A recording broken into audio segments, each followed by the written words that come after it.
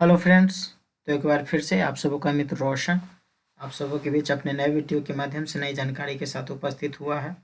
तो फ्रेंड्स, आज एक बार फिर से बात करेंगे एक नई वैकेंसी के बारे में।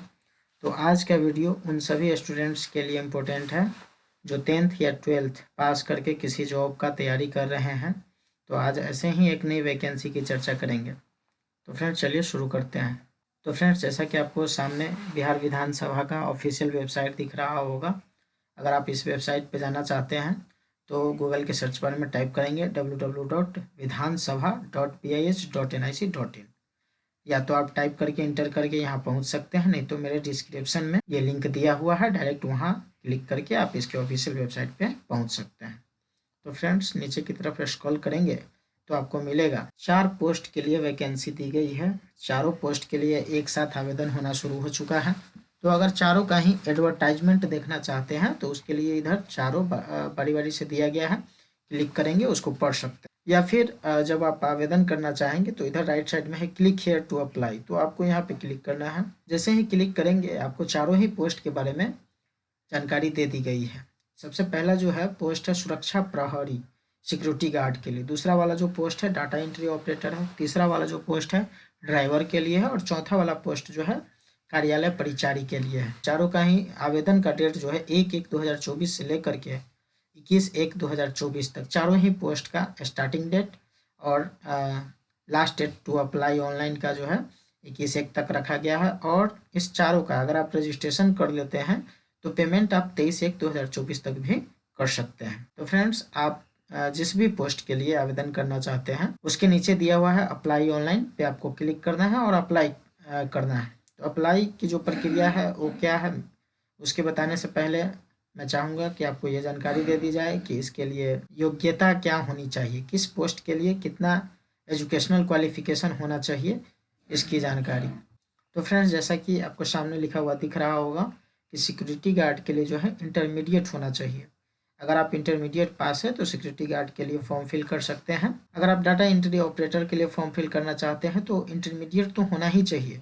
उसके अलावे कह रहा है कि स्पीड ऑफ 8000 की पर आवर, 1 घंटे में आपको 8000 वर्ड जो है टाइप करने होंगे। उतना स्पीड तो आपके पास होना ही चाहिए।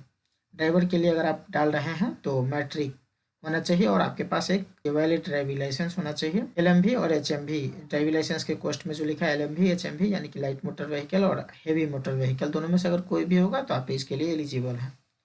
उसके बाद है ऑफिस अटेंडेंट के लिए अगर आप आवेदन करना चाहते हैं तो मैट्रिक होना चाहिए, तो आप इसके लिए फॉर्म फिल कर सकते। बात करें पोस्ट नंबर ऑफ पोस्ट की तो टोटल नंबर ऑफ पोस्ट जो है 183 रखा गया है। उसके बाद अगर कैटेगरी वाइज बात करें तो यहाँ पे दिया हुआ है सिक्योरिटी गार्ड के लिए कितना क्या है, टोटल 80 है। डाटा एंट्री ऑपरेटर के लिए 40 है। ड्राइवर के लिए टोटल 9 पोस्ट है और ऑफिस अटेंडेंट के लिए जो है टोटल 54 पोस्ट है।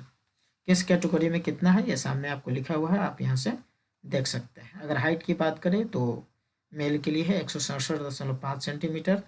और ये जो फिजिकल है ये सिर्फ सिक्योरिटी गार्ड वाले पोस्ट में लगना है। बाकी तीनों पोस्ट के लिए अगर आप आवेदन करते हैं तो हाइट चेस्ट ये सब की कोई ज़रूरत नहीं है।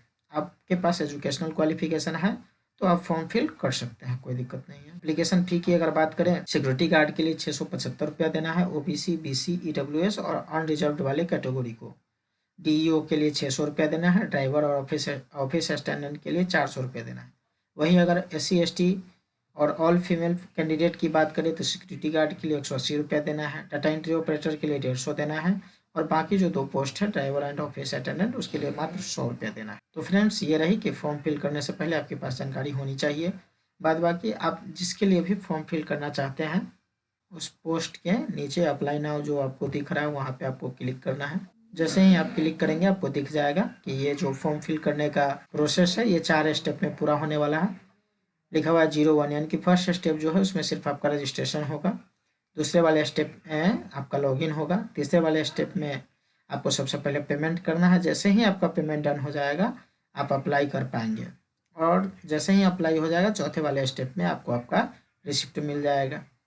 तो अगर आप अभी आवेदन नहीं भी करना चाहते हैं तो आप अपना रजिस्ट्रेशन कर लें, ताकि आप 23/1/2024 तक आप अपना पेमेंट करके और आवेदन कर सकते हैं। तो फ्रेंड्स, मैं इस वीडियो में आपको दिखाने वाला हूँ कि रजिस्ट्रेशन कैसे करना है, उसके लिए आपको क्या क्या डिटेल फिल करने हैं। तो जैसा कि आपको यहाँ पे लिखा हुआ दिख रहा है रजिस्टर हेयर, न्यू कैंडिडेट, यानी कि अभी तक आपने रजिस्टर्ड नहीं किया है, अपने आप को रजिस्ट्रेशन नहीं किया है, तो यहाँ पे क्लिक करने के लिए बोल रहा है। तो आप क्लिक करेंगे। क्लिक करने के बाद कह रहा है कि आपका जो भी डिटेल इसमें मांगा गया है उस सब मैट्रिकुलेशन के सर्टिफिकेट के अकॉर्डिंग ही होना चाहिए। आप आधार या फिर किसी अन्य डॉक्यूमेंट के हिसाब से नहीं देंगे, जो आपके 10th के डॉक्यूमेंट पे है वही डिटेल देना है। तो सबसे पहले आपको अपना टाइटल चूज कर लेना है, जो भी है मिस्टर, मिस, मिसेस, एमडी जो भी है आपको चूज कर लेना है। ये टाइटल जो है आपके सर्टिफिकेट पे नहीं दिया हुआ है, आपके नाम के हिसाब से आपका टाइटल होना चाहिए। जैसे अगर आप लड़की हैं और विवाहित है तो SMT चूज करेंगे, लड़का है विवाहित है तो श्री चूज करेंगे, अगर लड़का है अविवाहित है तो मिस्टर चूज करेंगे। ठीक उसी प्रकार से अगर माइनॉरिटीज कैंडिडेट है तो MD चूज करेंगे। तो आपको टाइटल चूज कर लेना है, अपने ही नाम को 2 बार टाइप करना है। उसके बाद आपका अपना एक वैलिड ईमेल आईडी जो आपके पास में हो, ताकि इससे रिलेटेड जो जानकारी है उस पर जाए तो आपको मिल सके। उसके बाद आपका अपना जेंडर चूज कर लेना है। यहाँ जो जेंडर चूज करेंगे उसी के अकॉर्डिंग पेमेंट होगा। तो आपका जो जेंडर है, अगर फीमेल के लिए फॉर्म फिल कर रहे हैं तो फीमेल चूज करेंगे, और मेल के लिए है तो मेल करेंगे। उसके बाद मिनिमम क्वालिफिकेशन, कहने का मतलब यह है कि जिस पोस्ट के लिए अभी आप आवेदन कर रहे हैं उसके लिए मिनिमम आपके पास 10th पास होना ही चाहिए। तो अगर नहीं है तो आप इस फॉर्म के लिए एलिजिबल नहीं है। अगर यहाँ पे 10+2 दिखाता है किसी पोस्ट के लिए तो इसका मतलब है कि कम से कम आपके पास 12th की डिग्री होनी ही चाहिए, तभी आप इस फॉर्म के लिए एलिजिबल माने जाएंगे। उसके बाद पूछ रहा है कि क्या आप 3 साल से गवर्नमेंट जॉब कर रहे हैं लगातार, तो अगर कर रहे हैं तो यस पे क्लिक करेंगे, नहीं है या फिर आपको जॉब अभी तक मिला ही नहीं है तो नो पे क्लिक करेंगे।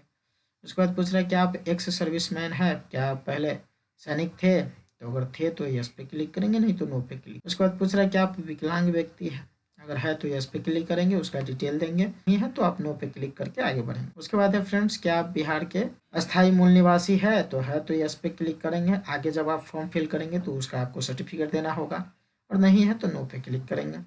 कैटेगरी आपका पूछेगा, जैसे ही आप कहेंगे मूल निवासी है तो आपसे यहाँ पे आपका कैटेगरी पूछा जाएगा। जो कैटेगरी यहाँ पे लगाएंगे उसके हिसाब से आपसे सर्टिफिकेट भी मांगा जाएगा। तो आप अपना कैटेगरी चूज कर लेंगे। जैसे ही आप अपना यहाँ डेट ऑफ बर्थ चूज करेंगे आपको यहाँ पे एज दिख जाएगा। इसमें एज वाले सेक्शन में आपको टाइप नहीं करना है, ये एज वो खुद दिख जाएगा। उसके बाद आपसे पूछ रहा है मोबाइल नंबर डाल के सेंड OTP क्लिक करेंगे, OTP आएगा, OTP यहाँ टाइप करेंगे, टाइप करके वेरीफाई करेंगे। जब आपका OTP सही रहेगा, वेरीफाई हो जाएगा, तो रजिस्टर पे क्लिक कर देंगे। जैसे ही रजिस्टर पे क्लिक कर देंगे आपका यूज़र आईडी और एक पासवर्ड जो है आपके मोबाइल नंबर पे गिर जाएगा। जैसे ही आप इतना कर लेते हैं उसके बाद यहाँ ऑप्शन दिख रहा है लॉगिन हेयर, या फिर आप डायरेक्ट इस पेज पे पहुँच जाएंगे। तो आपको वहीं अपना आवेदन ID और या फिर आप मोबाइल नंबर भी डाल सकते हैं जो अभी आप रजिस्टर्ड किए हैं, और आप अपना पासवर्ड जो आपके फ़ोन पे गया है, अगर नहीं गया है और आप रजिस्टर्ड हो चुके हैं तो यहाँ से फॉरगेट पासवर्ड कर देना है और लॉगिन हो लेना है। जैसे ही आप लॉगिन होंगे सबसे पहले आपको कहा जाएगा पेमेंट करने के लिए। तो आप जिस कैटेगरी से बिलोंग करते हैं, जिस पोस्ट के लिए फॉर्म फिल कर रहे हैं उसके अकॉर्डिंग आपको पेमेंट करना होगा। पेमेंट आप डेबिट कार्ड के माध्यम से कर सकते हैं या फिर UPI के माध्यम से कर सकते हैं, सबसे बेस्ट रहेगा। उसके बाद ही आप अपना फॉर्म फिल कर पाएंगे। तो फ्रेंड्स आगे वही डिटेल्स, वही चीज़ें जो बाकी के फॉर्म में। आगे अगर कोई परेशानी हो आपको फॉर्म फिल करने में या कोई डिटेल हो जो समझ में नहीं आ रहा हो, कुछ पूछना हो, तो आप कमेंट के माध्यम से पूछ सकते हैं, आपको निश्चित रूप से आपका जवाब दिया जाएगा। तो फ्रेंड्स आशा है कि आप वीडियो आपको अच्छी लगी होगी। आज के लिए इतना ही, मिलते हैं बहुत जल्द फिर नए वीडियो में। धन्यवाद। जाते जाते आप सबसे रिक्वेस्ट है कि अगर आप अभी तक मेरे चैनल को सब्सक्राइब नहीं किए हैं तो कर लें।